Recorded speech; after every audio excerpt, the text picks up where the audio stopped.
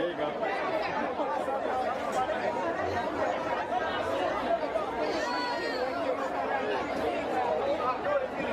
So we want to thank Coach Lennon Thomas for being our official coach, our official timekeeper. And we want to thank our official witness, Lady Storm. So if y'all ready? 3, 2, 1.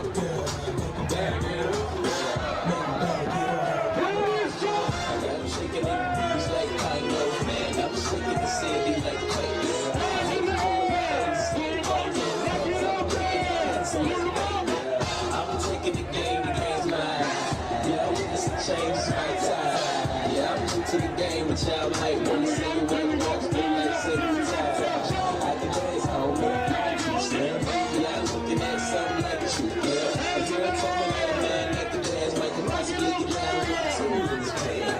I believe let me see y'all break. It's just something you can need your bird. Cause I'm a pro, you can see the place, make sure you know I'm real dance like a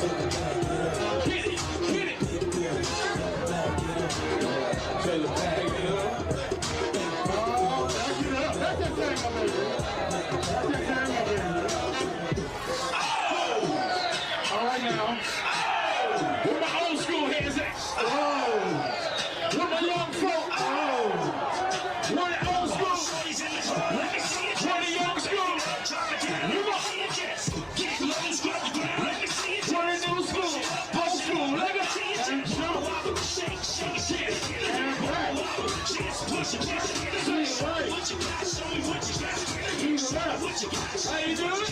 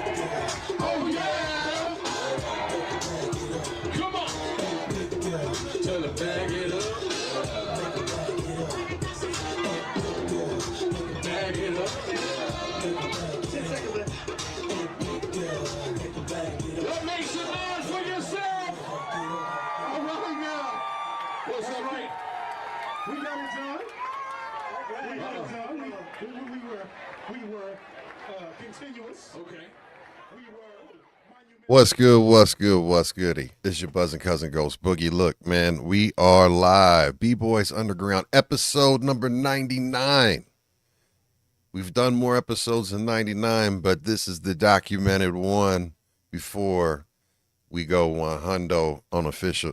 And I just have to say, the person that we have tonight, Mr. Butch Gibson, is a Cincinnati DJ and very, very much more than that. But he was a DJ that I listened to when I was young coming up, and he was established and he was on the radio. And I always look forward to listening to him. I had always appreciated his music knowledge and more importantly, his involvement in the community of Cincinnati, Ohio. So we have a very, very important person in Cincinnati history, and in the hip hop world, and someone that we're gonna have a great time talking music with. I'm looking forward to this one, folks. We have the one and only DJ Butch Gibson in the house, y'all. What's Man, goody, y'all? it's too much, man. You honoring me. I appreciate it. It's an honor to be here. It's an honor just to just chop it up. Just even talk to anybody. Even talk to anybody. Just to have anybody have any questions about whatever it was that I've done or been doing, and to hear you say that you listened to me growing up, man. That's Yeah, man. I'm humble. Oh yeah, I appreciate you. Roses, bro, roses. What year did you start DJing on the radio?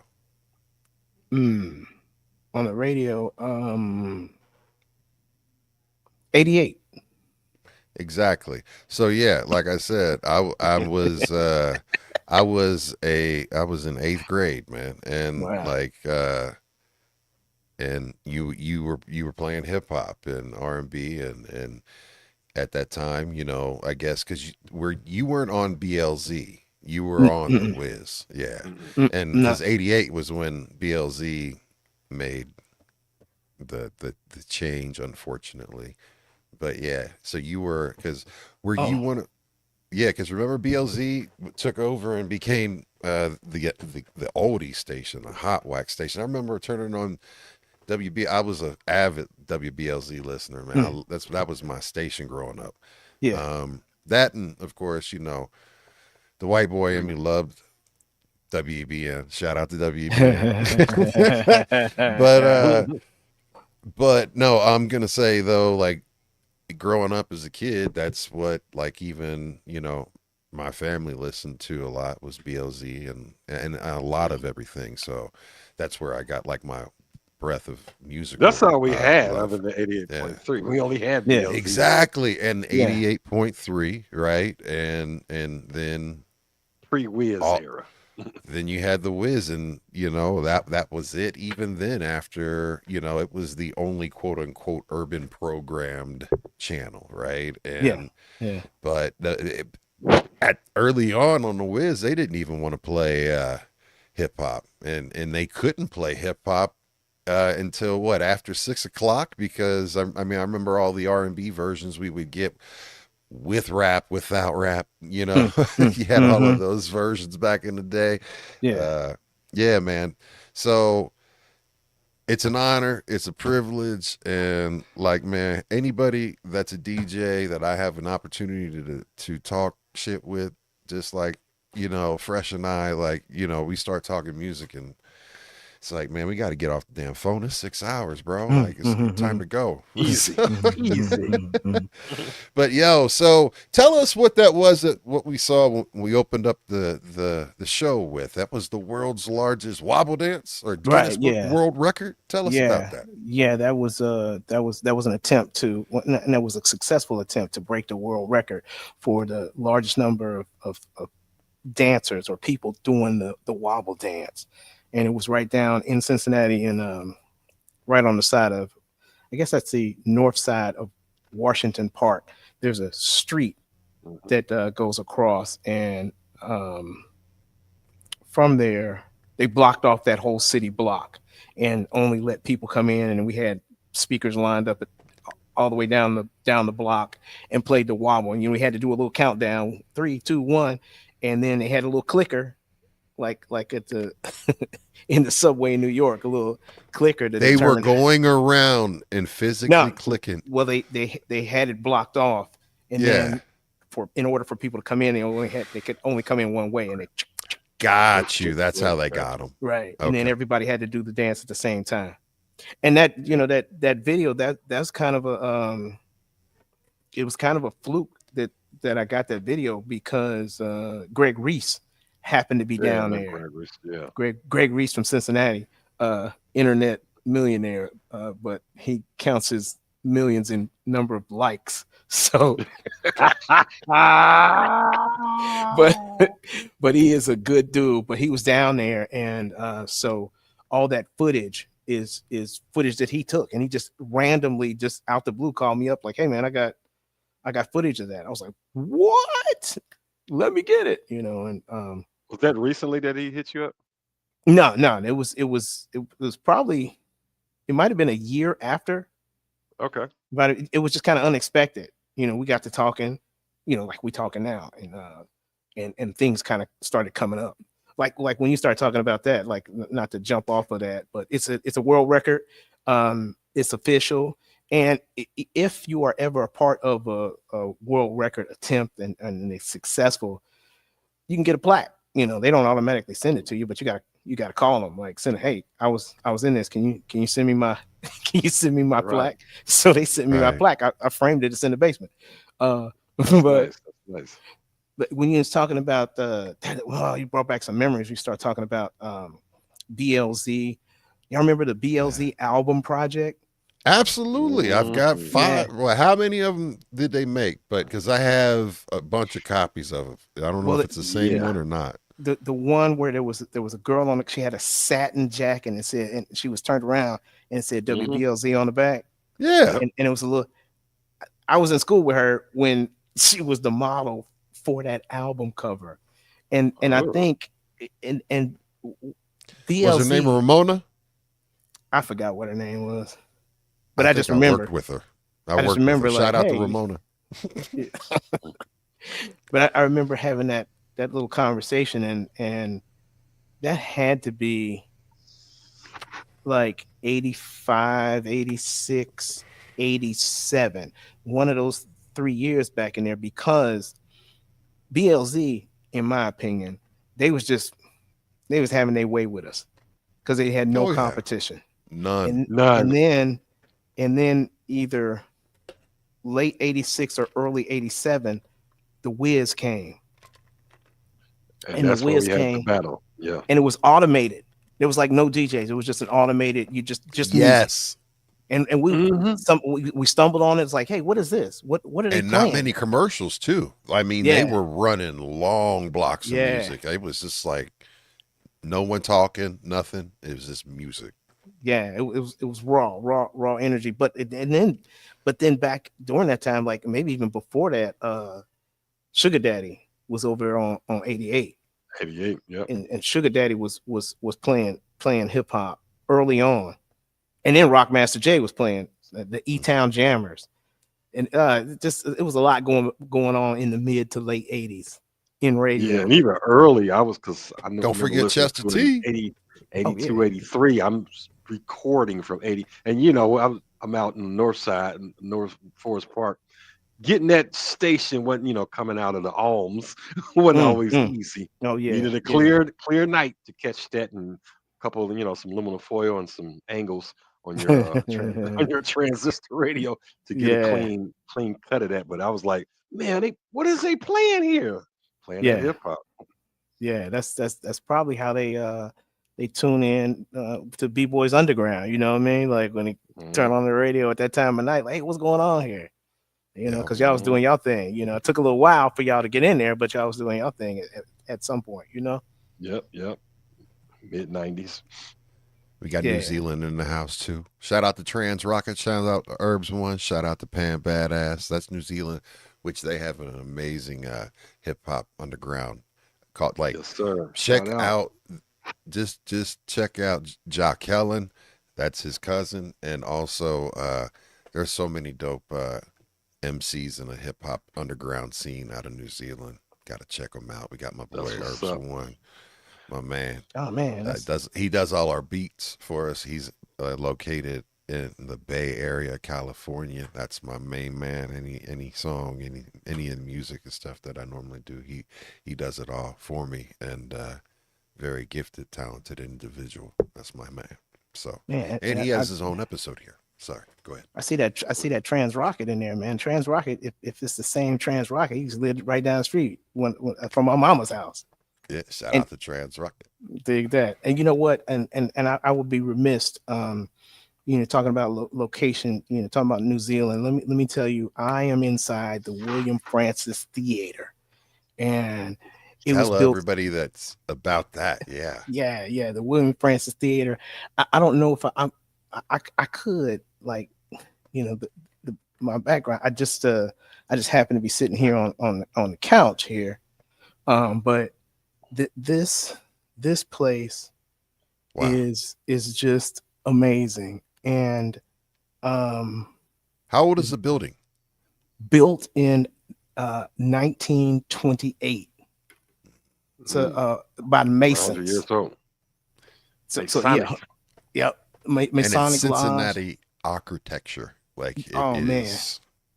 It's beautiful in here, and they have renovated, and it is like a whole cultural center in here. It's got 3 floors. I don't know if the second floor is at 100%, but I know that the area where I'm at, I'm on the stage. It's beautiful hardwood. I was here earlier last week for a performance, and I was just amazed by the architecture, and it's just ready to go Yeah. right now. And it's let's see, what's the address here? It's on Vine Street, and I guess this is Elmwood Place and And you said that 6819. was it a Masonic lodge at first? Yeah, What year 6819 did- Vine Street. what Built in year did it 1928. stop- What year did it stop becoming a Masonic lodge? I wonder. Wonder Wait a when it minute, got because there was decommissioned. a little history Um, here, but I think it was when they murdered all the kangaroos. That was the last year. Right on. I remember that. My grandfather and I helped load the guns. Oh man, I Peter, come from Peter, listen. Peter. I ain't worried about them, man. I love animals. I love eating them too. Yeah, Sorry, not So, sorry. Elmo, I'm not a vegetarian. it is what it is. No, that's cool though, man. yeah, I was looking. I see that it was built in 1928, and they said the renovation started in 2018. So, are you doing anything So, over there as far as programs or? we are talking about it. It's Okay. they have been doing some real exclusive things here, some real nice things, and some different things too. So that seems to be the direction that they will be going, is kind of off the beaten path a little bit. So if you're looking for something different, if you're looking for something elegant, I'd say come here and check the folks out here. And they got the website, the Williams Francis, is it the WilliamFrancisTheater.com? I got it in another browser, but I don't have the luxury of having 3 different monitors like I do at work. I'm just working with one. But you know what? I wonder if I can copy the link and I put gotta it grab it. and I put see a it in the, Facebook page for it. The William Francis Theater event. there it is. I posted it in the chat too. Cool. Beautiful. Thank you. Yeah. So everybody can check that out. Yeah. Keep everybody informed. But So that's where I'm Yeah, at, go and I got excited when I came down here for a Bengals watch party, and Okay. just wanted to come back. So it was kind enough to let me back in the building. So we probably gonna be doing some things coming up here in the near future. So I'm excited about that. Dope. And we as far got as you on location. most deaf. And you asked a question before. You mentioned something about like what was the spark that ignited the flame. Yeah, I'm so that paraphrasing. we didn't ask it. Yeah, so for everybody, we got to say it. My Yes, bad. we are very. No, you're great because I was waiting for the opportunity to have the chance to get to it. So everyone, if you're new here, how we start the show off is always with this question and this question right here. Tell me about the time or your memory, the first time that you heard hip hop. I want to know what the song was, what the memory is. Put me in the room, what the atmosphere. Describe what you're smelling, seeing, feeling, hearing, all of that. Put us Chit- in that place and chitlins. tell us why it made an impact on you. So my earliest kind of memory is like 1979. Song was Rapper's Delight, and if I remember right, it was like the 15-minute. The long one. Oh yeah, Yeah, absolutely. It was the whole side. It's it's between 12 and 15 minutes. yeah, Absolutely. Like yeah. yes. And And I you was had to know it. no, that's it. That's it. You had to know it. And I went. I was wasn't driving at the time, and so I had a limited area that I could go on foot, and I was over at wow, may he rest in peace, Big Man. I was over at Big Man's house, and Big Man, what is his name? His name's Stephen Jordan. So I was over at Stephen Jordan's house. His sister Kim Jordan. Their mama wasn't home, and we was playing Rappers Delight in their living room. And I don't know if anybody else was paying attention, but I was laser focused, and I was trying to just learn them lyrics. I was like, hip hop, hip hop, you don't stop. The chicken, it tastes like wood. Like I was focused, Ooh. and just that that kind of thing, that kind of that was new, it was different, and it was just people talking. What is it? What did the old folks say? You kids with your hippity hopping, your that is like That's the a thing. flash in a pan. It's That's never the gonna thing. make it. It's A trash. hobby. It's not Yep. music. Right, Fad. right, all Fad. that. They're not singing. Yeah, right, all of that. But I saw it as wow, this is really creative, like what it is that they're doing. And at that time I was, like I said, I wasn't driving, so I was still young, and my concept of music, I'm not a musician, so I, I I didn't necessarily hold it to a particular standard, but maybe I did, that when I listened to it, like this is way different than my dad's Perry Como records that he's listening to. Mm. And fun fact, when I say Perry Como, that's real talk, because my dad was born in 1915. Mm. So his scope and his musical taste is a lot farther back, in my opinion, than, or no, that's not an opinion, that's real talk. When Yeah, he's in his Right. 20s and 30s, that's 20 or 30 years before most people's parents yeah, that were around my age. But that was absolutely. kind of my first time I remember listening it, and I'll maybe I'll do a part two, that like my first time playing it. There was a party a couple blocks from my house, and they just had kids over there, and they weren't playing any music, and I wound up getting with a buddy, and we pushed one of those uh big stereos up the street, and put it down in their basement and started playing music, and Mm. that putting that record on, whatever that record was, and it might have been Knee Deep. Yeah, Putting that record on and seeing them kids dance, that was just like, that was that was like a trigger. You know what I mean? Not necessarily in a bad way, but it was a trigger in a good way. That No, the I ding, ding, ding. Like, hey, I can yeah, play music, and I like this reaction is you're right. incredible. This music makes them people dance. Let me do that again. You know. Hmm. I can make you dance. But well, all I of that mean, was around the same 1 or 2 year period. You know. and Hmm. so you definitely felt the bug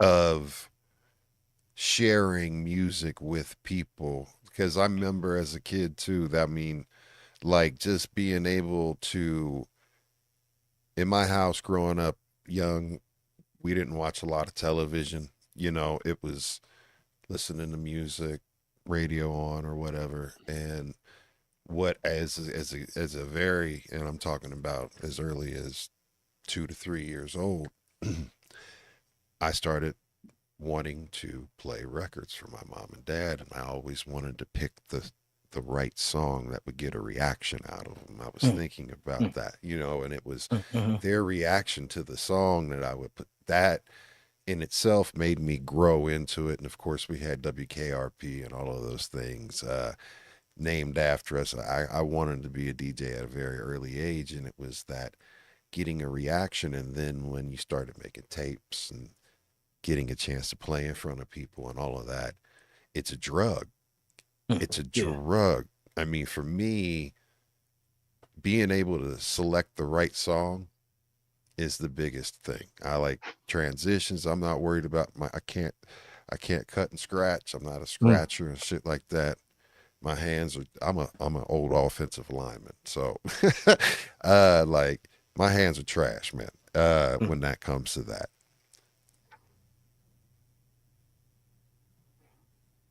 Well, you know, I gotta mute that. I don't know what that was. My What was bad. Did you that? hear that? Did you hear that? No, no, something no. popped on the screen. What was that? Okay. All right. As Yeah. long as you guys didn't hear that, that was a new follower. Thank you for the follow. Mm. Okay. Bad radio, my bad. But Okay. no, that just threw me way the hell off. But either way, it was song selection, making that type of thing and transitioning and playing, like you said, playing it loud, playing it for people and getting them to dance, and that's what it was for me to always want to be a DJ and Mm. like be at that point. It's song selection. Well, you know, for me, the next step was when I did start driving. That my father had I think it was a 1974 Dodge Colt GT, Oh, Hmm. nice. and it had the racing stripe, and Yeah. but it had is a little two door, and it had the windows in the back would also roll down, and it had a nice a real large rear deck. So behind the seat there was like a shelf, and we also had a one of those floor model Zenith console. Like it's a Mm, big piece of furniture about 3 feet tall, and you had to mm. open the lid, and the record player was down in there. Yep. So they wanted to I had get one. yeah, they wanted to get rid of it or whatever, or maybe I suggested they get rid of it. And like the front of it was where the speakers were at, and I'm pretty sure there was like 12-inch woofers inside there, and it was Hmm. either a two-way or three. It was a two-way speaker, so it had a 12-inch Mm. woofer And and a then like tweeter. a 4-inch tweeter, and all of that was just on one panel. And I figured out I could take that whole panel out, and if I round off the edge with a reciprocating saw, I could fit that both of them in that back That deck. shelf. So I took a hacksaw, same reciprocating saw, cut the back deck, and I put that and bolted it down. And that was the loudest car in the neighborhood. Damn. And so some of Beats my Damn. by Butch. quests, Beats by Butch. and this is like 1981. Like Oh, this wow. is Mm. real early. And so some of my quests for music, um I had, I guess I'd say, a mentor, one of my friends, Kevin Steele. I was good friends with Kevin Steele and Troy Brooks. And one of my, Kevin Steele had an uncle, Eric Steele, and he was an audiophile. He had, Mm. when he would put his records on the turntable, he didn't have 1200s or nothing like that. He had some kind of audiophile turntable. And he had one of those little twisty things to clamp it down to make sure Mhm. that it was tight, and Yes. Yes, special yes. needles. And he had these infinity reference standard speakers. And I would always try to get him to make tapes for me. And he took me out to a place, and I wound up buying a Concord. I'm going way off on, but No, No, it's please. good. No, Good. we're not. We're not. This. We're here for this conversation right all now. right. So went out to this place where he was buying his car stereos at, and I ended up getting a gently used Concord cassette deck, and it was only it was passive, so it didn't have any amplification. You had to get a separate amplifier, Yeah, yep.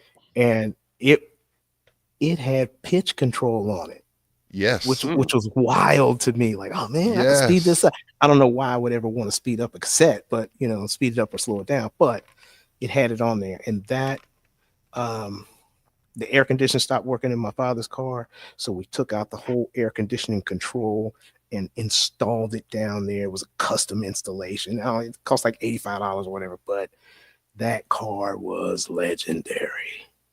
That was pre that was before the double Dutch bus, which the double Dutch bus is also legendary. Which Yeah, we're gonna get to that. That's yeah, Yeah, definitely man. gonna get to the double Dutch The bus took double it to Dutch another bus. whole nother level with that. And it's funny how like those things and the quest for music. Like when as soon as you said that stereo, I said thing ate up your whole living room. Yes. Yeah, and, yeah. and you could put a stack of records on there, and they would keep playing them and all of that. But remember my father upgraded to his $2,000 sound system. He's like, I'm gonna give this. He was gonna give it to my mom's sister, my aunt. Um, I had already started my quest, so there was no speakers in this thing at this point in time. I was trying to make the Mm. perfect boombox. So those Yeah. 12-inch speakers was up under my chair, and I had this soldering iron, and I took two other broken radios and was trying to put the power packs together. Shocked they ain't burned the whole house down, but I was trying. I got it to play. I didn't get the amplification I wanted, but I had everything soldered together. And when he went to go give it to my aunt, it was like, there's no music coming out here because there's no speakers. Um, I always it's that call you get and it's for you. Arr! Oh wow. And then you come down there. I'm thinking, I'm like, okay, how can I lie about this one? I said, no, I think I'm caught dead to rights so here. But he made me put all them speakers back in there, and I successfully put them back and got it to play again. So there went my box, but I didn't stop there. I just like the innovation we had, and we had Radio Shack, so we was gonna figure something out. Sticking it into a car, that's pretty slick. And hacksaw on it, dope story. Oh, Oh yeah. you talk about Radio Shack and cobbling some things together. Another thing, I think I don't know if it was before the car or it was right around the same time. I went to Walnut Hills High School, and at some point they had a ban on boom boxes, and so I had a plan.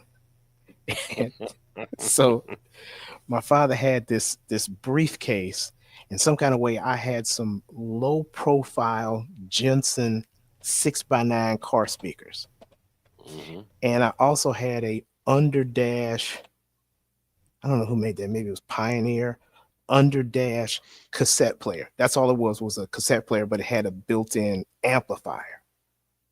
And so Okay. I cut a hole under the handle, a slot, and installed that cassette player so that I could control it with my finger. Well, I'm on camera too. I can control it with my finger, turn it on and off. And then I cut holes in that side and put those low profile 6x9. So I effectively had, a whole car stereo in the palm of my hand. I took apart my mother's battery operated TV she had at the time, which I don't know what they were, nickel cadmium. It's some big long, it's about the size of a toilet, not toilet paper roll, Oh but yeah. a paper towel roll. And it was like Yeah. 3 of them. And I Hmm. wired them up inside of there and had a cable, plug to be able to plug it in the wall.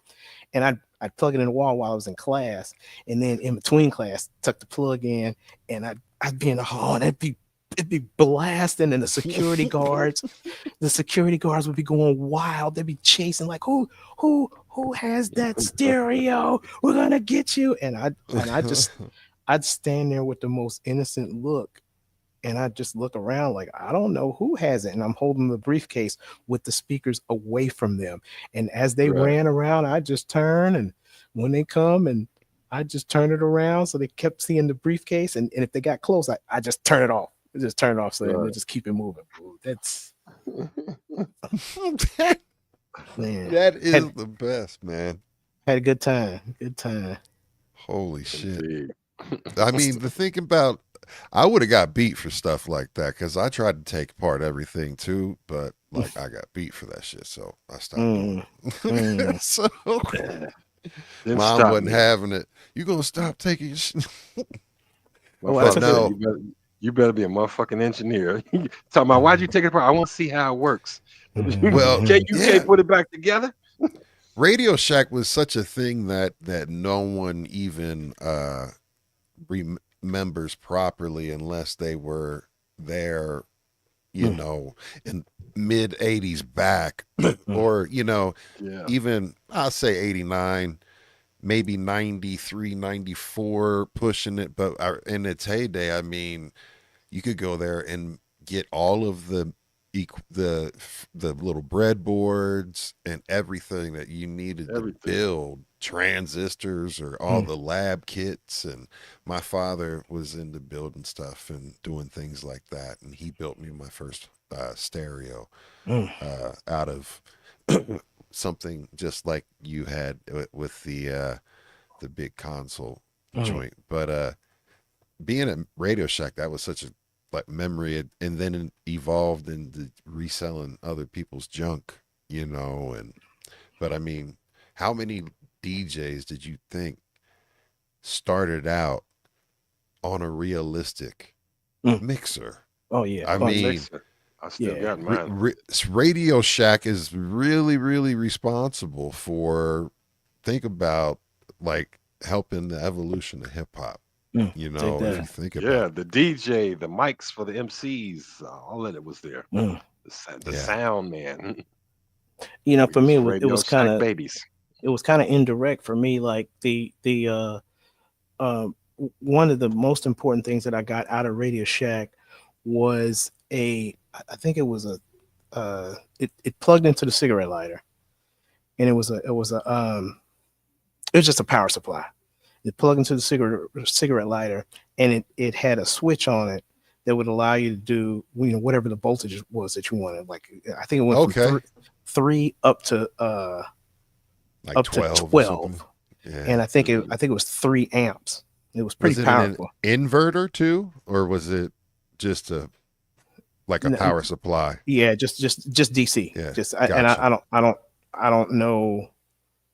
It was pretty basic, but the Yeah. reason why it was instrumental is because I was able to power certain things that well, I was able to power a Boss sampler / digital delay in the car.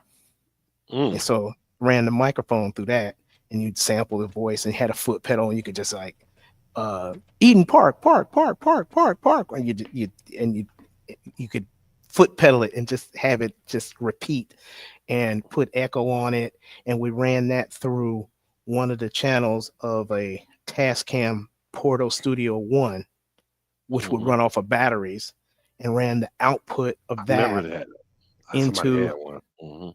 a Nakamichi amplifier, and Ooh. that was connected to some PV vocal projectors and some FH1s, because I had two Nakamichi amps, one for the full range and one for the subs. And then we went out to the beach water park and into the car stereo competition. Like, I just, anyway, that's the whole and from doing all that car stuff, I collected a lot of car stereo stuff, and then took that car stereo stuff to Buddy Rogers, and I got my first mixer. was a guy named Ed Goins, and Ed Goins like, well, if you want to DJ, I mean, the rest of these guys got that Radio Shack stuff, and do you really want to pull up with your Radio Shack mixer, or would you rather have this professional grade Newmark mixer? And I was like, Yes. Perfect salesman. I'm like, that costs a lot of money. And he's like, well, you're in the car stereo, aren't you, though? I was like, well, yeah. Well, what car we wheeled and dealed like off the books. And I gave him a whole bunch of car stereo stuff and got my first little Newmark mixer, which I don't know, might have been a 1750 or something like that. I don't know. But anyways, the first little bootleg Newmark mixer, 19-inch rack mounted. Was it a silver top with the little EQ on top? No, that was black. Little 3-band. It was black. Gotcha. Yeah, black. And I think it had like 7 or 9 EQ. Gotcha. Yeah. Something. Like a 9-band. Yeah. 10-band. Gotcha. That's dope though, man. Like Buddy Rogers too, man. You're naming all of these iconic places that when you're coming up and you're needing to get gear and audio gear, that was where you like all of these the pawn shops too. Shout out to Kings across the Kings. What was it? There was a pawn shop or a music. Yeah, in Newport. Newport. Yeah, I was like Covington or Newport, right? Yeah, those are my very first 1200s came from there, man. And I never threw away or never got rid of my very first 12s because they were all wrecked, and I just was like, nah, I worked too hard for y'all. I'm not gonna get rid of you, and I was able to get them redone, and that's what I use today now. So. Yeah, but and I had them done at Mile High DJ Supply, and if you need your turntables redone and reconditioned, this is a free plug for Mile High DJ Supply because it would be super dope if they would sponsor B-Boys Underground at least for an episode or two or something. Oh yeah, and come on, talk Christy to us. V, right? Christy V, we're talking to you. Yeah. Wow. That's see, now you know she over there, so they're pro-official, and she constantly taking pictures and posting stuff about over there. Yep. And I don't know if y'all ever went to there was a place out in Mount Healthy, the Sound Exchange. Yes. My mentor would take me out there too. Yeah, Sound Exchange. And there was another place down in Evendale, TMIE. We used to call it Time, but it was spelled TMIA, the Musical Instrument Exchange. And it was down there next to Radio Shack. And I worked at Radio Shack. I worked at Radio Shack for 4 years. I was a manager down there in Evendale Radio Shack. Okay. Yeah. So back there near the Twin Fair and all that. Damn. Bring that up. Twin Fair, Zares, all that old shit. Man, shout out to Mixmaster that. Ace too. So when he's talking about doing turntables, I know somebody had donated one to the record pool. I said I'll take that. And Ace fixed it up for me. Shout out to Mixmaster Ace. Rest in peace. Yeah, most definitely. Rest in peace, man. I was about to say y'all old. Yeah. I was listening to you when I was this foul. Right. I'm like, what year was your year? Well, that's the reason why I asked that question. What was the first year that you were on the radio? Because I was like, I know we're close in age, but like, I was like, no, I know I was in middle school, like 8th grade, and you were on the radio. So, and what year did I say? I said 88. I need 88. Yeah. Let me rewind that.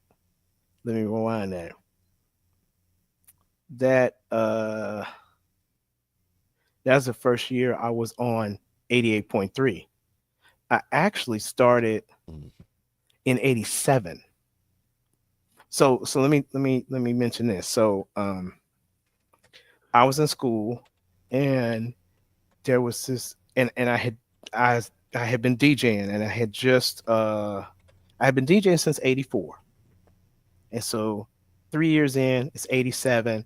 I had just won the Golden Skates DJ battle competition or whatever. Yeah. And I was in school and there was this girl that said, "Hey, you should you should kick it. You should get to know my this guy I'm going out with." I don't know if she said it was a boyfriend or whatever, but come to find out, it was Marv Hankston, and she said you should meet him and you should work at that new radio station, which was the Wiz at this time. So it was 87, and they were out in Erlanger, Kentucky, Yes, I remember and that. they were 100 Commonwealth.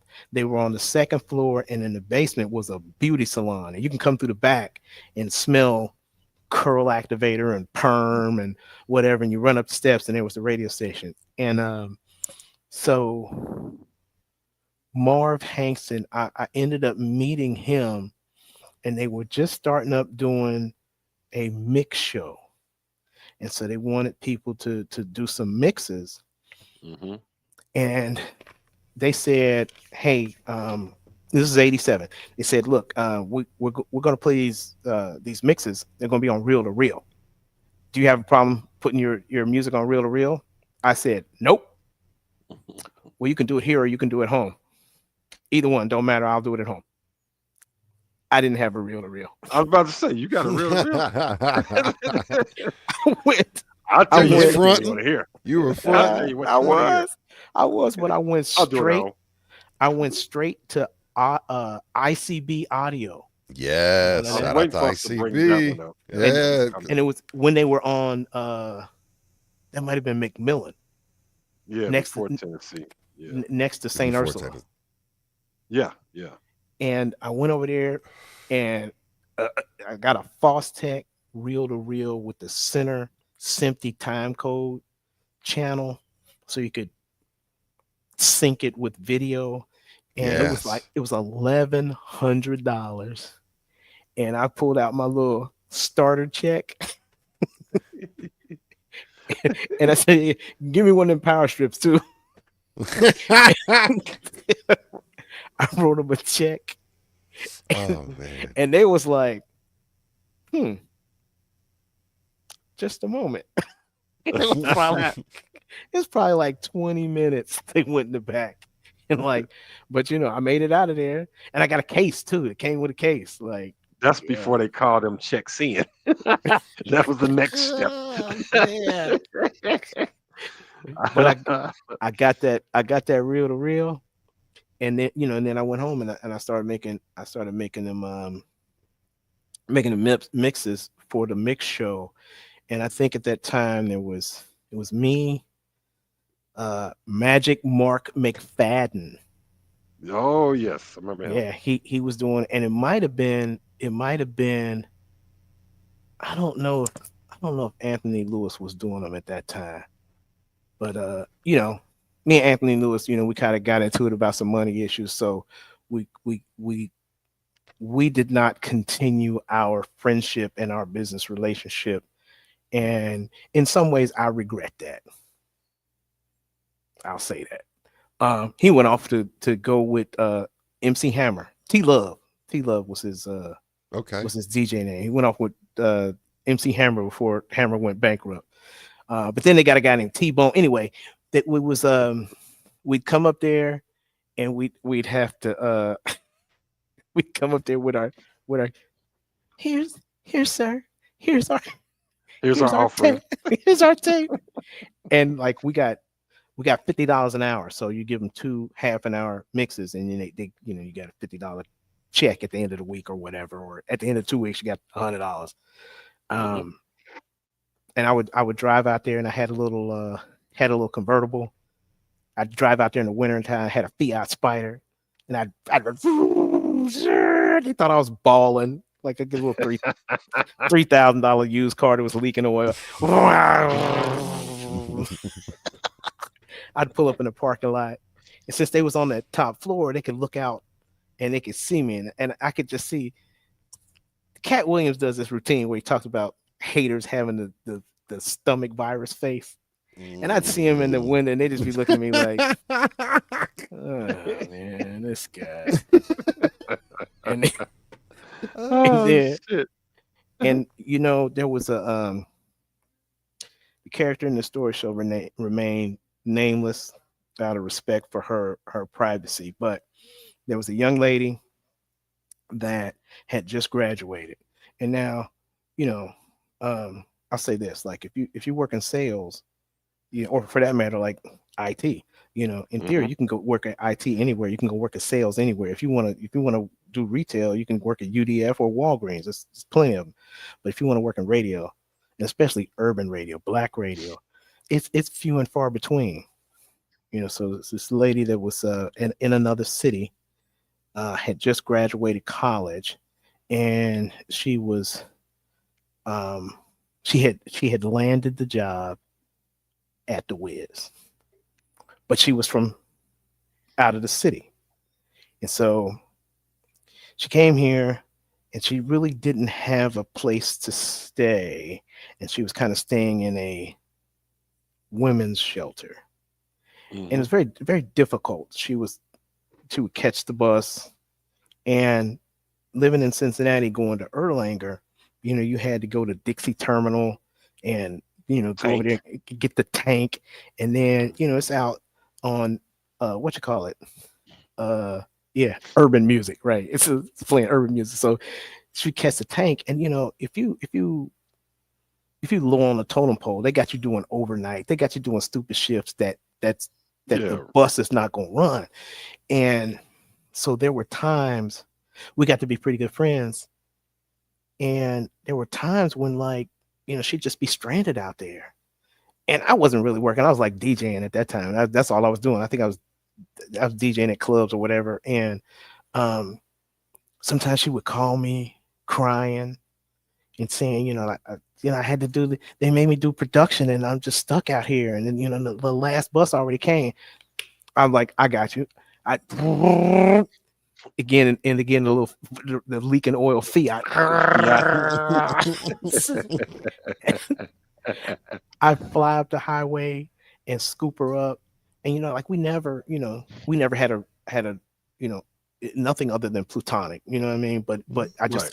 her energy, I just loved her energy, and her gumption and her stick to itness and willingness to, like, leave her family and come down here by herself just to get this job and rely on public transportation.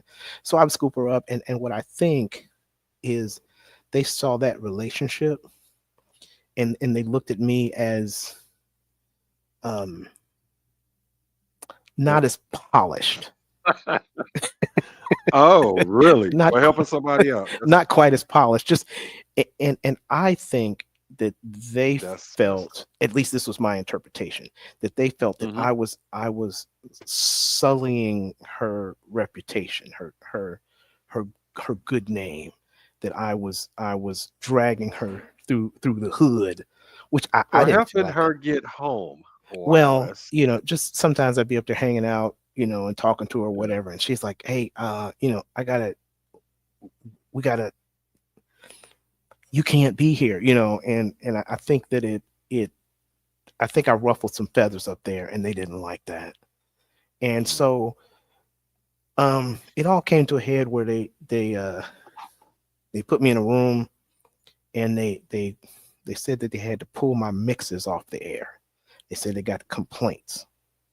Hmm. This is what they told me. They said they pulled the mix off in the middle of it. Somebody called and complained, so they had to pull it off. And so they took me in a room, and they hooked up the reel to reel. It was Marv Hankston too. Hooked up the reel to reel and said, "Listen to that. You see? You hear that?" And I'm like, "Hear what?" I'm like, "Blend challenge, Mickey Ficky. It sound all right to me. What are you talking about?" But Mm. according to him, somebody complained and said it sounded like a drunk man just randomly playing two records at the same time. Okay, so just as you're going further, so this random a caller, so they taking a mix off the air from a caller. Yeah, This is what they telling you? that's what they're telling me. All right, That's what yeah. they're telling me. Like, come But on, man. That's woo. so so Oh man. tricks in the resume. My resume says I worked there 2 years. From 1987 to 1988. But Hmm. it was like December 1987 to February 1988. So I worked there like 3 months. But that was the first stint. 3 years, yeah. That And was the first stint. and another thing you had going on too, I mean, like you were DJing proms and like you were making tons of money because you had like you were highly requested as the DJ for a lot of proms. You know what I mean? Hell, I went. I mean, one year I went to like 7 proms, but You're that's another story. you You were DJing there all the hey, time, you're very kind. You're very kind. but And you know what I'm telling the truth. I You had a well, great business doing I proms, man. yeah, and I will refer back to a earlier story where I mentioned how Greg Reese was a internet millionaire. He got paid in a million likes. It was Yeah. kind of the same thing. It's kind of the same thing. He got paid in a million likes, not necessarily $1 million. I appreciate it though. And I will say we used to do these parties for ACDC Productions, which was a combination of what was the guy's name? I think that one guy's name might have been AC, and it was Willie Price, and another guy. I Oh think it man, I was know that AC. name. Did they have a Yeah, home base off of Reading Road, not too far from Brandy's? A little club possibly, over. possibly. But I so ran it. Yeah, yeah. Go ahead. so Willie Price used to do a lot of the a lot of the team parties, and me and Dave Bright, we used to do. We would set up Shout out to DJ Rude. DJ Rue. We set up four Yeah. turntables and we DJ those parties, and I remember Willie Price, uh, and Willie Price. I felt I felt like he was like making a lot of money because like we'd do that. We'd be down there. What's that place? Music hall. That the upstairs. That Yeah, ballroom. the ballroom. That's where Yeah, all the proms were. they call it toppers or something like that. And it would be a sea of people from the stage, like all the way back to the door. And I'm like, And he it was, was a long ballroom. It yeah, was like a he's charging them shotgun. however much, $5 or $10 a head, like, and you giving us $250. Like, what did you? It's just, and I remember I was That like, was come on, it. I, I don't remember, Wow. but I remember Damn. that it was not a lot. You were And like, this is some bullshit. right. And I Mhm. I remember I'm like, hey man, Willie, look, like we've been doing this for years, man. And like at some point we should get like a I understand when things are not going well, we should have I try to renegotiate like, there should be, yeah, there's a minimum that we have, but if you do well, like I think we should get, some kind of commission off of that, Right. you Absolutely. know?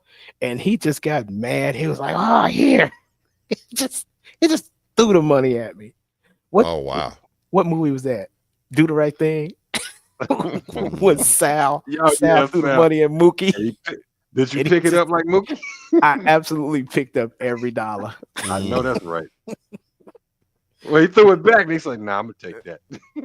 Hey man, I put it all in my pocket. But yeah, it was we had great times. I will say it just wasn't quite as lucrative as It looked.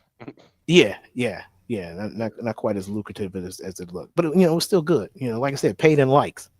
You can some of that stuff, like I got a plaque on my wall. That's from the Guinness Book World Record. I can't, you can't pay for that. You know what I mean? Like, No, Right. that's priceless. And I mean, it's I a don't memory. right. It's an experience, and like I can't necessarily, um, I'm not trying to compete with anybody. It's funny sometimes. I'll get into those conversations where somebody will be like, "Oh man, I'll cut you up" or whatever. Like, well, you might, but I'm gonna be the best Butch Gibson that I can be. How about that? There we I, go. and then Man. I'll be like, repeat after me. I am the best at being myself. And Can't nobody. listen, hold on. Right. Can't beat Yeah, that. Pause for a moment to that. No, and that what you're saying, please don't gloss over because honestly, that in itself is if people could get that one point, the mental health uh, in this country and in this world would be completely a different state, because that is the biggest challenge, and that's for a lot of people, and just be the best you that you can be. And if that is the case, and if you're comfortable in your skin, it is what it is, and let it Dig that. just let you be.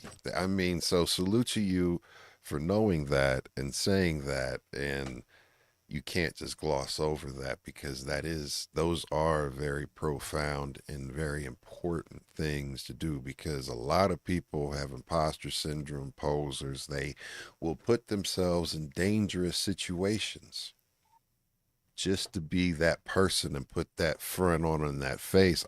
Shit, shit, you know what I mean? I had to struggle and learn that, and it's one of those things that you have to learn to actually be the best you.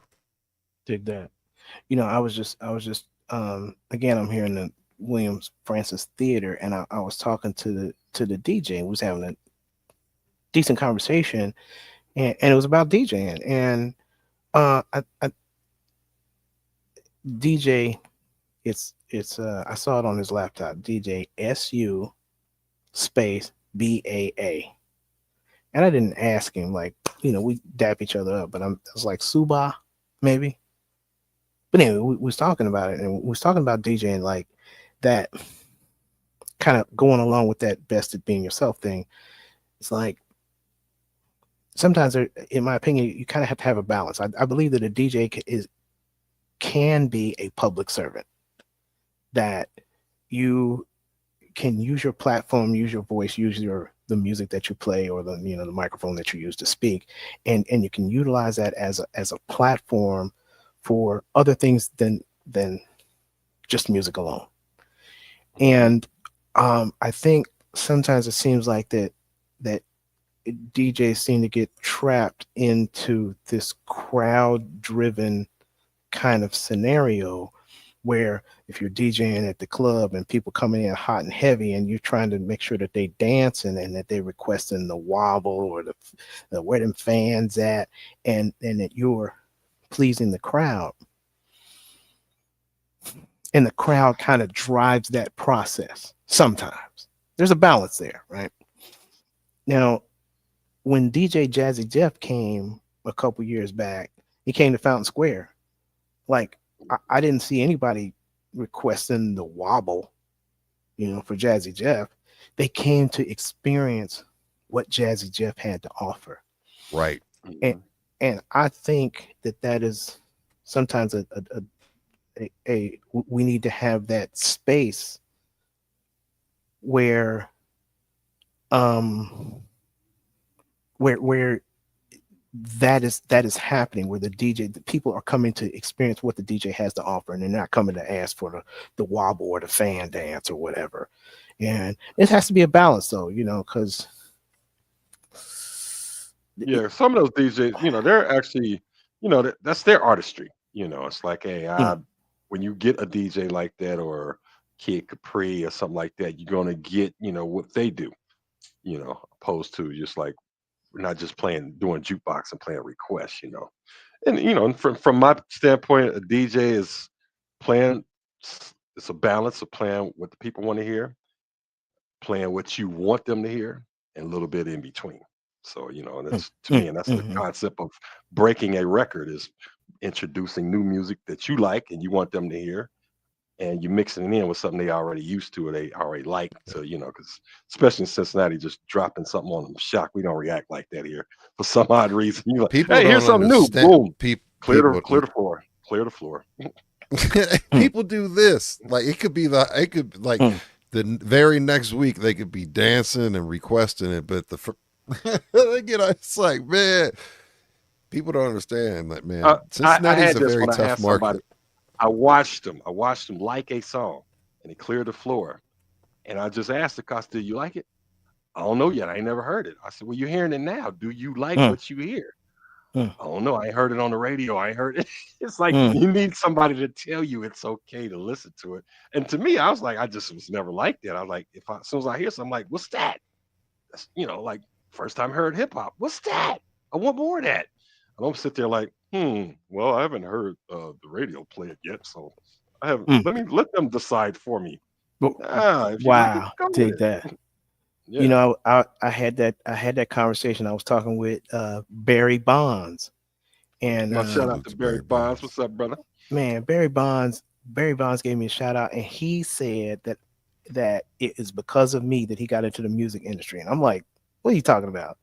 He told me this whole Word. story, this whole story Word. about how, like, I don't know, I was working at the Wiz, and I used to be on the third or fourth floor of Over there on the Reading and Yeah, right Summit. Roosevelt. there. Yep, And Yeah, you could look Summit. out the window, and people be in the gas station, and they'd be like, yep, hey, Hey, like, shout out to Chester T and Trio yes. because they actually got some spots over there. I was just over there a couple weeks ago, and I was like, I remember coming to the Wiz when it was mm, still there. dig Yep, that. on Well, Summit. Yep. Barry Bonds mentioned that, like, he was talking about how just he was out there, and he came 3 weeks in a row, and I finally said, oh, hey, come on up. And he came on up, and I talked to him about how to get an internship. And in that conversation, we were talking about this thing that is on social media right now, about local music. And, like, when you were just talking about breaking a new record or whatever, like, I know that, at least for me, I treasure some of the songs that I have in my collection that are by local artists. Um, Hmm. um, like Scandal, being able to play Rest in peace. Scandal the Ruckus Man. You know, if I got a Scandal the Ruckus Man cut, or K Riley, if I got a K. K Riley, rest Riley in cut, peace. Rest you in know, peace. Yep. and sometimes, and that's where I think sometimes, that I don't always think that DJing is about music. Sometimes that microphone is that instrument as well. It's just, it can be just as powerful as the turntable. And, Yes. some cats don't talk at all, and I get that. I think that there's times when I'll just stop and say, hey, I'm about to play, I announce this is coming from right here, this town, this K Riley, Sin City Massive or whatever. Hmm. And, whether it works or not, I feel like I am breaking that record. I'm letting people know, hey, this is local talent. This is from your city. This is from our region. And it boggles my mind sometimes when they were talking about how these cats want to get paid now to play records. And I don't want to take no money out of nobody's pocket at all. But I know, at least when I was growing up, like, somebody slide me they record, like, I'm that's gold. That goes into my collection, and that may be something that makes me different, that allows me Right. to play, that, hey, I'm introducing you to local talent. Yeah, What my son made it, my son was in a group, and they made some songs, and I inadvertently, I'll make sure I slip that in. I'll tell him this my son, you Right. know Proud and Papa. yeah, and it is just interesting. A phrase I came up with, that is that, um the world I grew up in doesn't exist anymore. And I would say this to that point, and I mean, I totally agree with you. I mean, it should be like that. But then we got to the oversaturation. Back then, Mm, somebody, it yes. was mm, few mm, people, few cats handing you some. Now mm, everybody's sitting home with mm. a computer and the internet and their homegrown label. Like, hey, here you go. And it's like the sound quality went down. I mean, because dudes had to go and get in that studio. They had to get it out the mud, like you putting your first system together in the back of your dad's coat.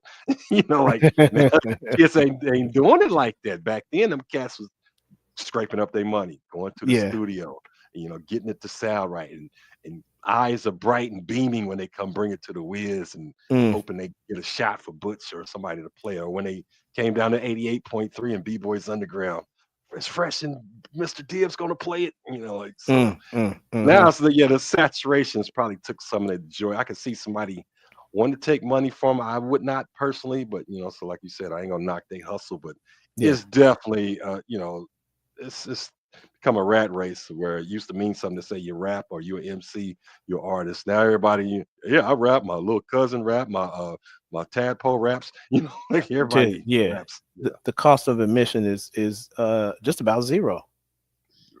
there you go. You know, get you a smartphone, Yeah, a yep. smartphone, and a And five AI do dollar your beat for you. wait, a $5 app. You make beats and it's just Make beats. rap into the phone, like right there, like But Yeah, it's Yeah. You can get it an MPC right on your phone. You dig know? that. But yeah, yeah, Yeah. yeah. the world has changed, and I don't know if I don't know if that's if it's in some ways it's good, in some ways it's bad because we get a lot more music, but I don't know if it's Agree. quality. Is Right. it Pros quality and music we cons. get? Yeah, Pros and cons. yeah. The cream still get out there. It's just harder to get through it because so much sour milk out there. I'll tell you when it does, you still are able to, you know, when you hear it, Get you that know what I feeling. mean? And and Yeah. and and, and it reacts and it grows, Mhm. and that's the thing, like, just hearing something and knowing as a DJ or, as a casual listener, but like DJs, when you hear a song for the first time, I want to ask you, like, when you listen to the song, do you automatically in your mind start thinking of what's it's going to transition with and what's this going to work with and how am I going to put this where? Um, yeah, and I mean, in addition to that, like, um, I think like, what can I do with it? Can I skate to it?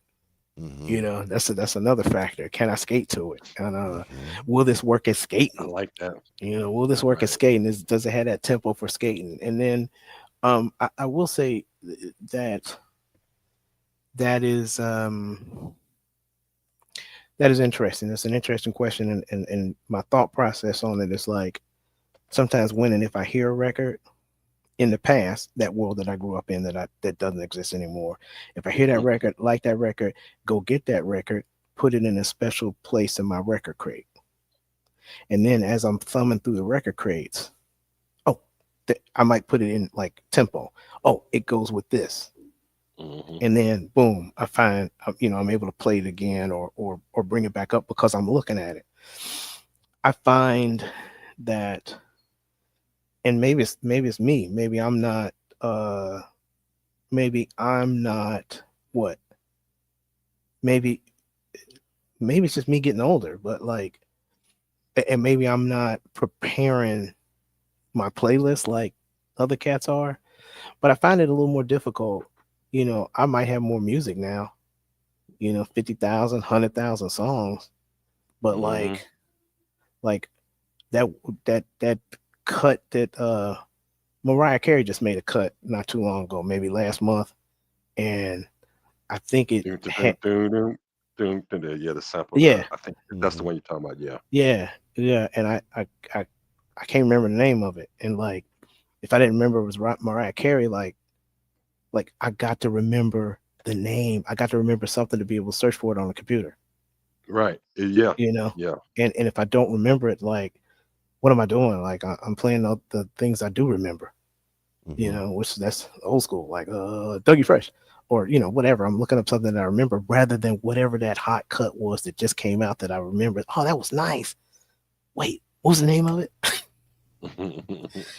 That's tough, man. That's tough. And I don't Yeah. know if that's good or bad. You know what I mean? Like, at least for me, that's a little bit of a challenge for Yeah. me too. You Because know? I want to know what that song is, and like, and every now and then, you got to catch them tagging it front and back to let you know. I hate hearing a song and I don't like, who is that? And it's back then it was so many artists out there. Back then you was like, oh, that sound like so and so. So I gotta find out what Mm, who song they have. It's an artist, mm, so many artists sound alike and all of that. But I Yeah. did want to bring up, as we going down memory lane, one thing you was a part of, and it's called me up and help out was the putting together the the youth pavilion, is it how they call it, for the Black Mm, family Mm, reunion. mm, Had a yes, lot of good yeah. times down huge. there, and Oh yeah, remember I yeah. remember I used to empty my house with all the crappy promos that everybody appreciated. Uh, He was like, "Hey," uh, I said, "Butch, I got a lot of this crap over here. yeah, bring it on, Hand it out. yeah, bring it on too, whether yeah. they That liked it or that not." is. We was just talking about that. I was talking about how I've been down there since '89. So like, Mm, what is that? 30. I said it was 35, but it's 36 years. yes, 36 years I've been down there, and um, it's it is. I will say it has been a labor of love. And my man was sitting right here and was just talking about that. Like in that first year, you know, we did things a certain way, and then we figured out the next year, like, hey, you know what, that didn't work, so maybe we should change that thing. hmm And then the third year comes, like, oh, you know what, when we changed it, it broke this, so let's do it this different way. And we did that for 35 years. I mean, for 25 years, and I feel like we had a well oiled, finely tuned working machine. And I kind of miss that machine. What was the last year that you did it? Yeah, 'cause like a couple months ago, I'm Okay. still down there. 36 years, man. I'm still going. You know, and it's they keep asking me back, and I feel like I got the foundation or whatever. Right. But like I'm clearly no longer a young adult. You know what I mean? I got the foundation. Wh- The Hold on for a second. blueprint for how it should run. So for everybody that doesn't know, this right now, like what they're speaking about, and Fresh, you can speak probably better than I can Sure. about what the Black Family Reunion meant and is for the city of Cincinnati. Okay, my bad. Um, Yeah, it's one of the. What he was just talking about, just for the I listeners, the I Black wanted family to reunion here in pause Cincinnati. everybody just to let because you guys are talking about the Black Family Reunion and Give a little for more the people that are edification of it. outside of yeah, the good point. Cincinnati area, could you please, let everybody know how significant of an event this is in the city of Cincinnati for the community? Most definitely. Like, so, Because uh, don't sell yourself short, because this is a humongous thing, an event that happens every single year, and it is okay, Annual huge. mo- annual event. most definitely. So, the full government name is the Midwestern Regional Black Family Reunion Celebration. And at one point, 20, 30, maybe even 40 years ago, they were all across the country. There are various ones, and they were put on the but by the National Council of Negro Women. Hmm And when it came to Cincinnati in 1989, it's a giant festival. It is down on the banks of the Ohio River, and at times there were estimates or guesstimates that over the weekend it could attract 250,000 people. hmm And it is a wonderful cultural event filled with all kinds of vendors and entertainment and different It's a segments. And beautiful then, event. yes, hold on for a second. Okay. And as he's pausing, yeah, and Butch would do the youth pavilion, which was more geared to the hip hop, and because there would be a lot of gospel events and activity, like you said, vendors, art shows, Okay. plays, and whatnot. But Yes, sir. the youth pavilion was like the hip hop portion of it. Okay. Um. Oh, so my understanding is that the one in Cincinnati is the last one in the city. I mean, in the last one Wow. in the country, and Wow. it's still Hmm hanging on by a little black family toenail. Wait, I should take my socks off because that's a pinky toe. But But it's no, it's that's even more of a reason to celebrate that. I mean, yeah, salute. Right, Hat salute. yeah, the and last it's Mohican. And in the particular area and that's what I was saying before when I was talking about my locks, is that I started working in there in the young adults pavilion, and that's still where I work. Mhm. Is in the young adults pavilion, and I say that because I'm clearly no longer a young adult, and but I still have I I believe that I can still do the foundational things like bring the sound equipment and kind of be the foundation and the structure behind it. But I firmly believe that if it's the young adults pavilion, that Younger voice. Yeah. the content and the structure and what's being provided should be provided by young adults. I don't think Facebookers and boomers should be telling TikTokers what they want. And they're just, TikTokers and Snapchatters, that's just me, you know what I mean? And I feel like I'm there to uh be a mentor, be a what's the other thing? help pass help pass the torch along. Yeah, Yeah. and there's something else. I forgot the name of the not a counselor, but just somebody just there to help, a liaison or something. I don't know. Liaison, a muse, something of that nature. Yeah. Feel Something, what you're saying. something. But Yeah. I shouldn't be on stage because I'm not. I shouldn't be the face of the young adults pavilion. You know what I mean? Well, they should roll you out in a wheelchair now and then. But, hey, we got Wow, Bush. Hey, the wow, young wow. whippersnappers. Yeah, No, that's just the longevity of it, man. That's the legend. That's the legend. yeah. It's a lot of people that came through there. Hmm. A lot of people Yeah, that man. came through there, and it's been a wonderful 35, 36 years. Yeah. It's a dope event. Salute, man. So like taking you into, I want to know what it is that you have done to keep up the speed in the world of DJing today, as far as like, you know, the technology, and what kind of gear do you use, and what do you think about like the ability to have stems now, because I've always been a blender, right? And that's mixing and blending transit. That's like my thing, and I love that fact that I just can do mashups of anything on the fly, and that's just all I do. I was like, we're just gonna do some, we're just gonna completely, rip songs apart, and I Flip the love it. script. I just love the ability to do that. I mean, do you enjoy the stems aspect of music or DJing today? I do, but I think that at least for me, that is, I'll say it's relatively new, and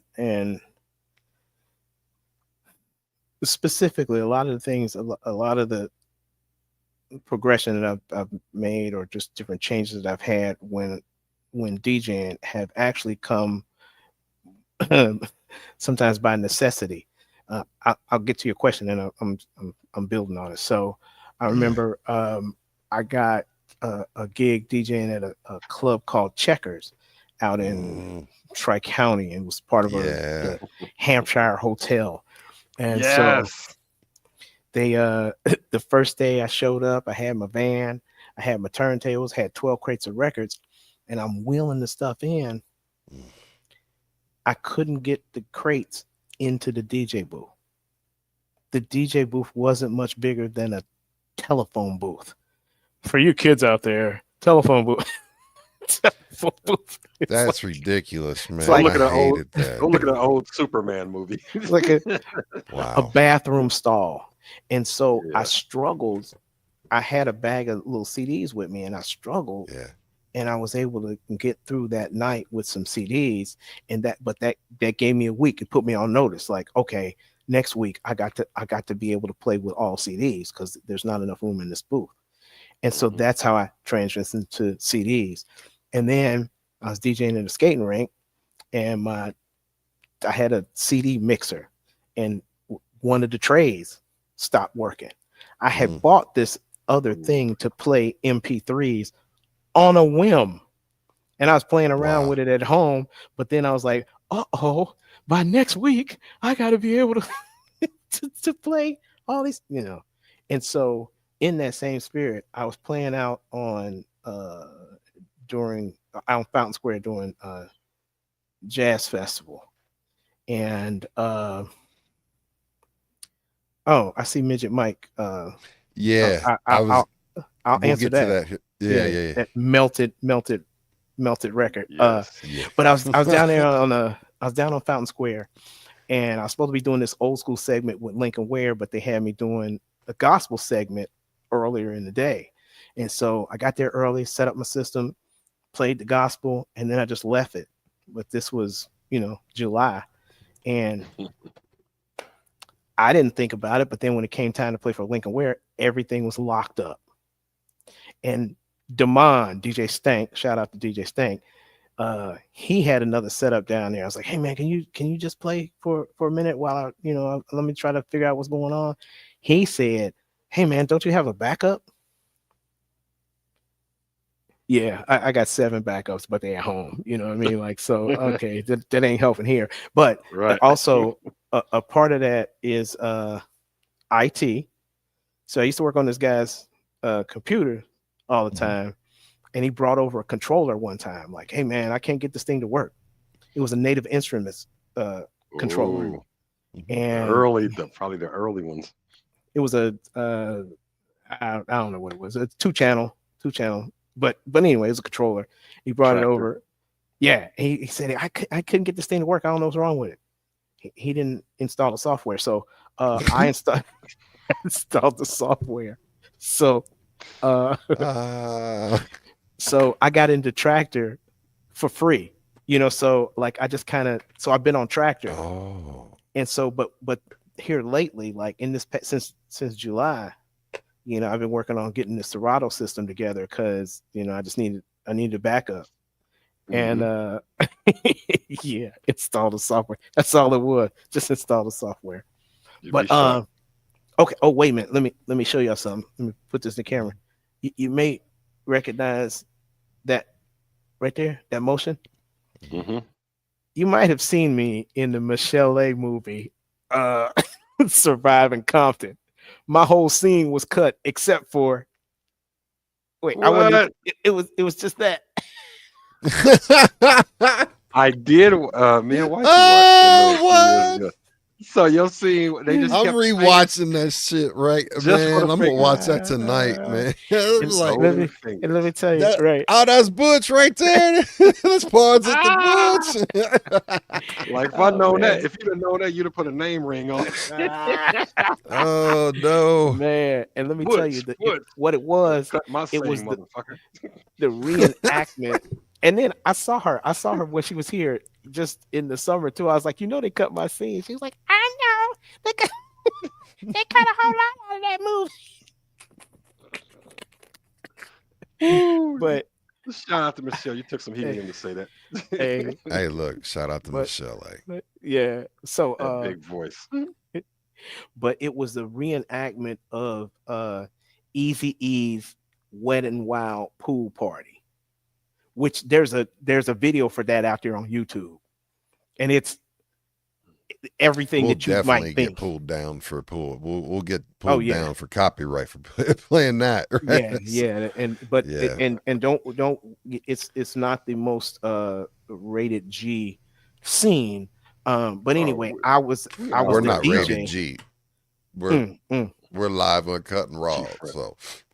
So in that particular scene, back to what Midget Mike said, in that particular scene, the real scene, like, dude, he's in a tent or something like that or whatever, and they had me up on a balcony, and it was up in Indian Hill, and I said, hey, no DJ in his right mind was set up here. Like, you got me in full sun. You crazy? No, the records, and I don't know what I had. I think I had Stetsasonic, Ghost Stetsa, and I Ghost, had that's one of my favorite joints. yeah, I had that on the turntable, and they eventually tried to get an umbrella or whatever, but I put that on turntable and it just and I was like, see, see what happened, see what you made me do. Um, Get me but a new record. in that movie, it's Surviving Compton, the Michelle A story or something like that. Hmm. And in that movie, there's a scene where they go into their house where she's living with Dre, Hmm. and there's a whole bunch of record crates over in the corner, and they're a weird color. They're like Kmart aqua color. Hmm. Those are my Yeah. record crates. They Mm. they brought a big 50-foot semi to my house, and I rented out 60 crates of records for that movie. Just saying, when it was made here in Cincinnati, Yeah. or Indian Hill. Indian Hill still Cincinnati. Cincinnati. Yeah, It's the yeah. it's the Greater affluent Cincinnati. area. But that Yes.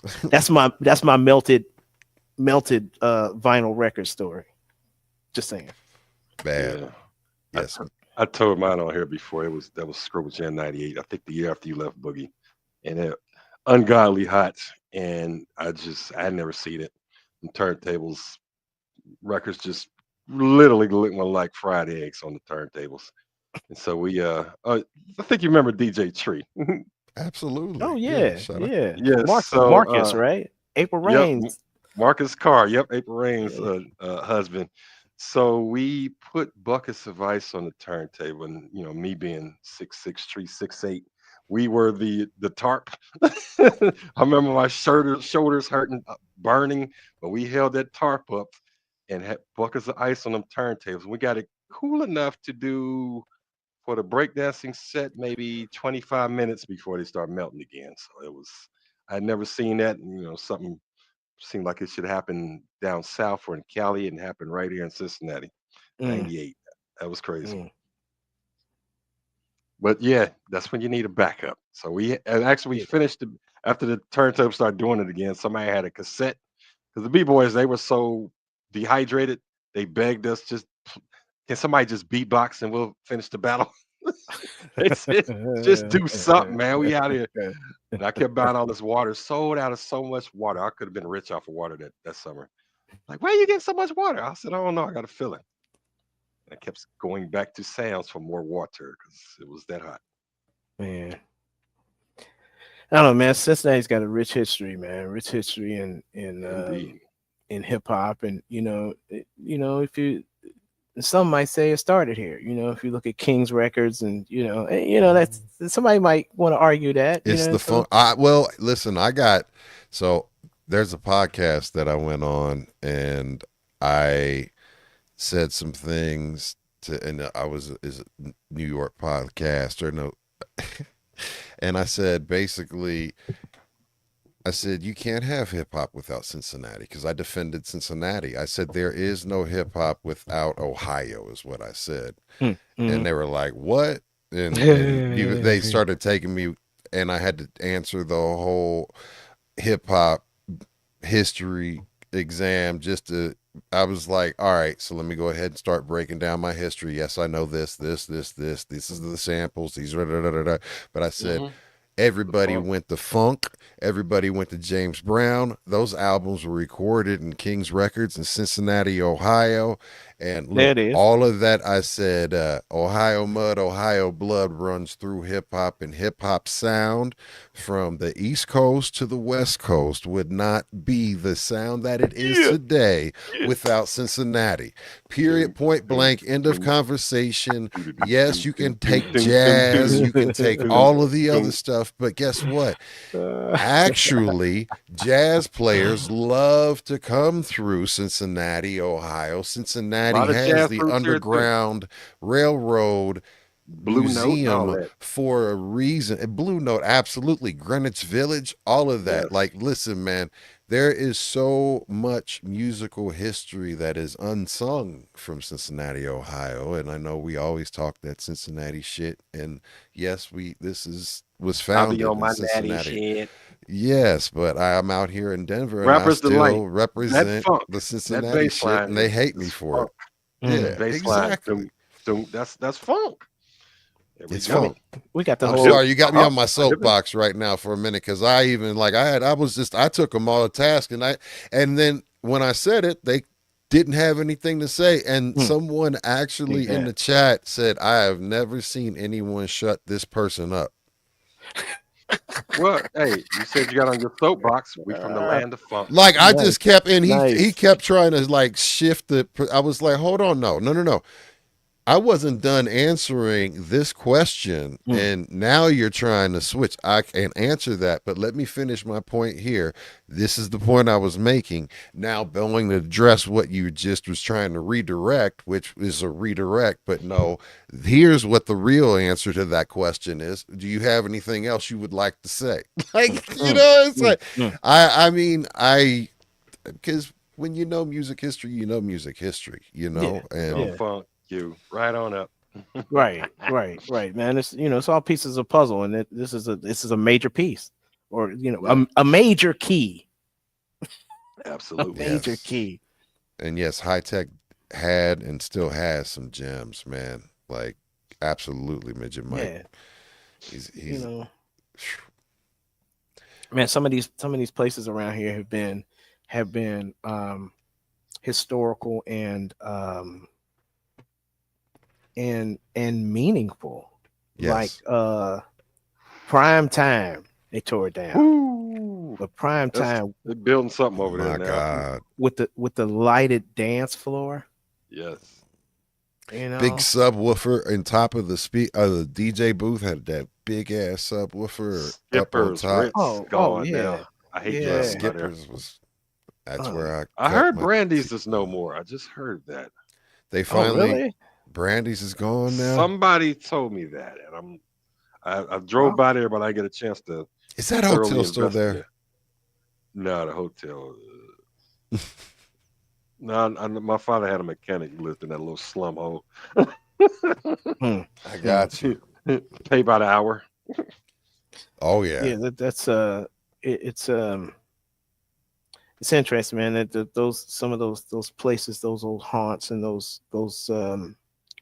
alleyways and avenues have led to a rich history here.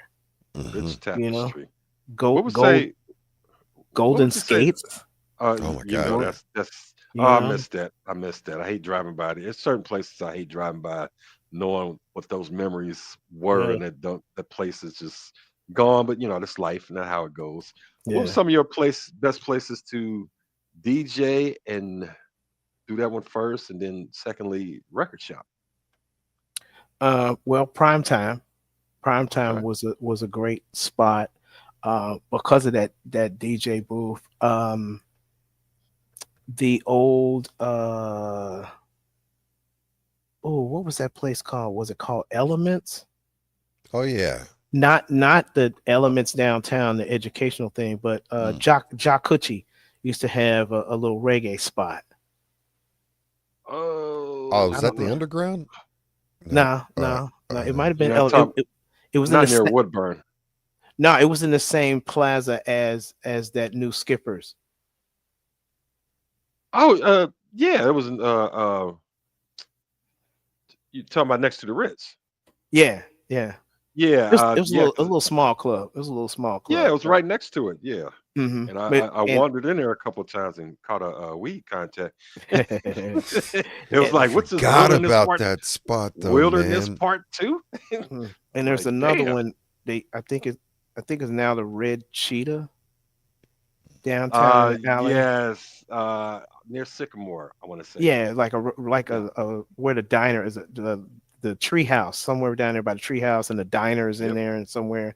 And Yep. each one of these Red Cheetah. places that I'm talking Uh, about, do it's you the remember deep. Queen Anne's? I Oh my remember God. people that went there, but I never went inside. Would you believe that I DJ'd there? Yeah, that was a spot for you. Wow, wow, Wow. Wow. wow. Caddies. Shout out Okay. to Wow. Caddies too. I don't know if you Oh did man. Caddies or not. Mm, No. yeah. Uh, I Yeah. say those Queen Anne's. those those few places that I did as far as DJing. as far as in the past, like those are memorable places because the DJ booth. They had a really nice DJ booth, and especially that one that's either the Treehouse or Red Cheetah down there, because that was like a whole living room.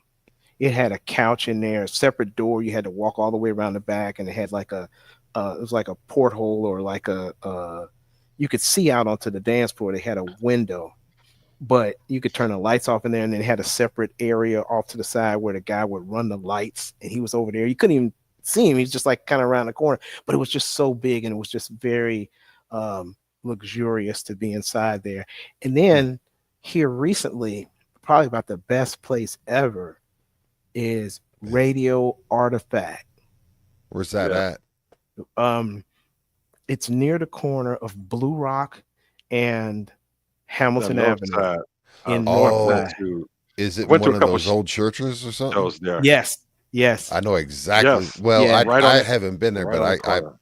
yeah, I worked at Northside Bank and Trust back in the day. So I've been Okay. there less than a year ago. I think Sons of Silverton performed. wow, that Yeah, Vibe yeah, One. that Couple has people to have be been on the show. This gorgeous. yeah. they had a So they deep got production. there's the church, and then there's Urban Artifact, which is in the front, and that's the tap room Mhm. bar or whatever. And then Yep. there's like just a wooden door that has all of this.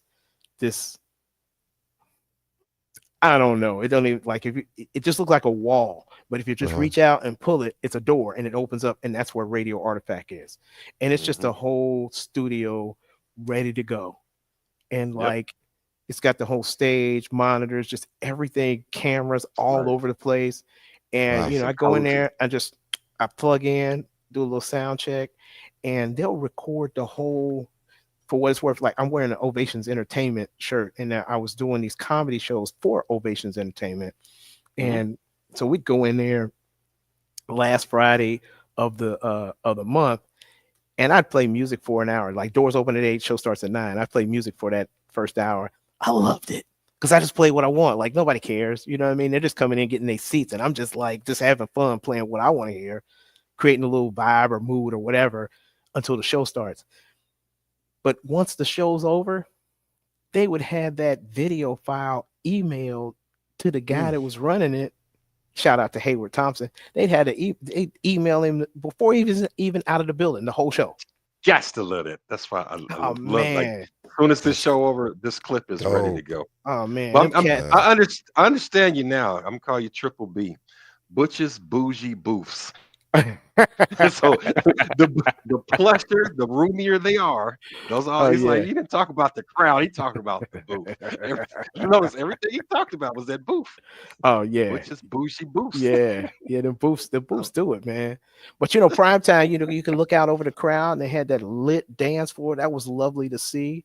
And then, Mhm. like I said, that Red Cheetah thing when they had that little like delicatessen window or whatever, it was nice to Yeah. be able to look out over the crowd. And then, and the key to that is like, yeah, it's cool to be, you know, interact with the, you know, the crowd, but it's also cool to have that little barrier so you know ain't nobody putting a drink on your table or nothing like that. And it's Mhm. not, and it's built in. You are as accessible as you can be, but because of the way the building is built, you're in your own element. And I Little just buffer. Yeah. Little buffer. You know, yeah yeah I yeah. played buffer for DJs like arms crossed, and I was a lot bigger than what do you fuck you want? Can he play? No, we don't do requests because y'all you don't dance to the shit anyway. Bye. The Wow, buffer. man.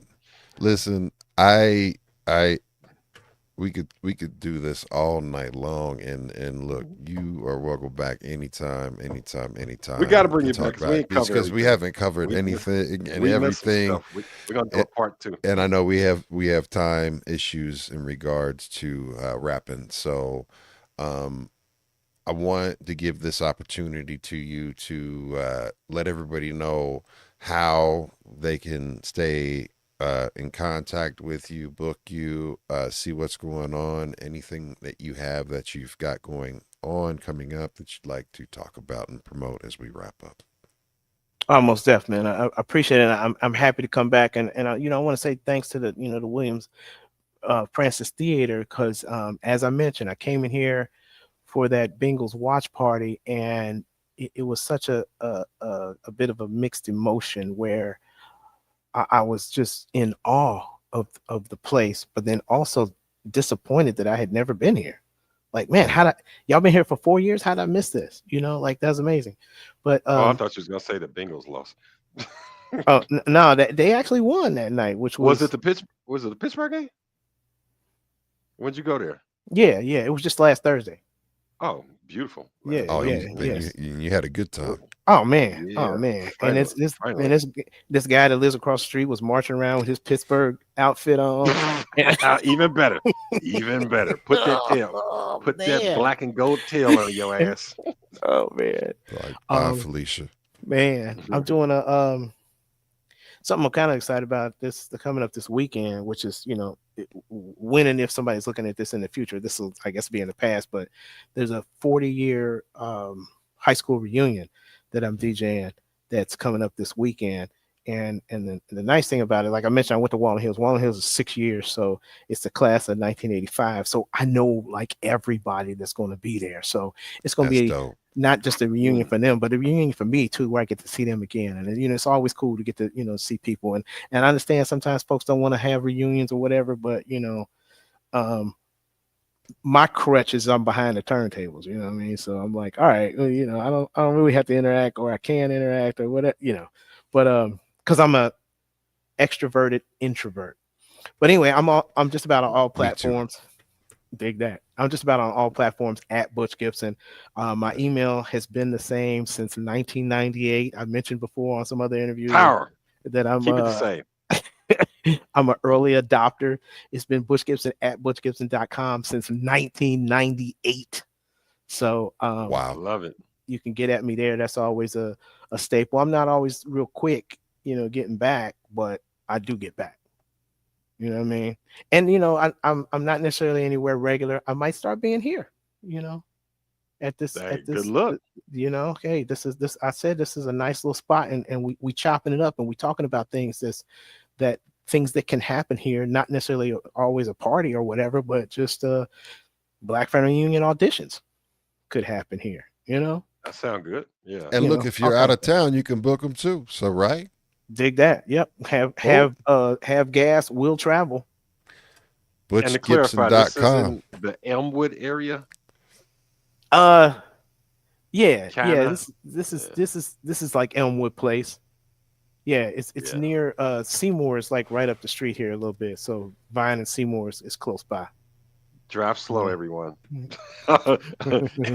Drive slow in Elmwood Mm. Place. That's all I gotta say. Yes. Oh my God. Yeah. It sounds like a perfect place, but drive slow. Yeah, you gotta watch out for Drive these slow, Elmwood homie. Elmwood police. Yeah, they remember they had that one little thing back a few years, some years back. They was killing, but yeah, Mm. Dig that. check it So, out. yeah, man. Fresh, you got anything you want to say? We're wrapping up. No, I just appreciate everybody joining in, the B boys, the B girls, as usual. You know how we do. Shout out to you, Boogie. Glad you're feeling better. Keep that health Thank you, going. sir. Yes, Shout sir. out Yeah, to most Mad definitely. Weeze, big. I said Mad Weeze, Mad Weeze, Big Weeze, all the other people. Midget Mike, Trans Rock, Call on Carl, of course, Butch Gibson checking in. Yeah.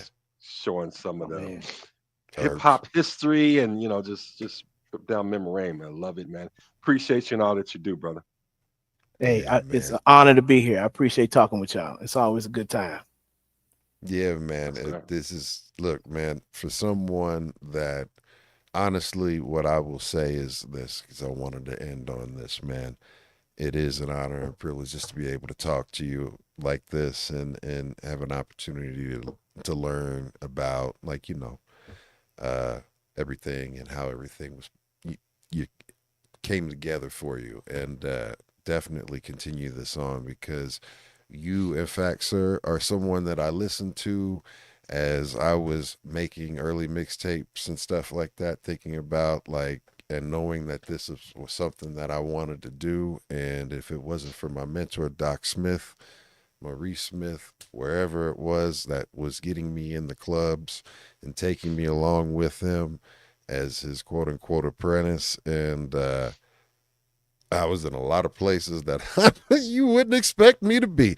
But and I was young, but I was able to do stuff. But you, sir, had absolutely an impact on the way that I DJ'd and I approached and I thought about sound selection and everything like that. And then that impacts the way that I even DJ today. So, Oh and man. listen to music. So, as someone who, appreciated you, looked up to the way that you mixed and, uh, started looking at you as even a peer and someone that is like, all right, it's got to be at this level. It's got to be at this level. Mm, mm, You know, mm, and mm. Cincinnati is a very, very, very, very, very difficult place to DJ at. I've seen men, I've never got booed out. Like I didn't ever get the Sandman out, but I've seen people get the Sandman out. So listen, for someone to be able to thrive in the community, and be a leader in the community, and not only that,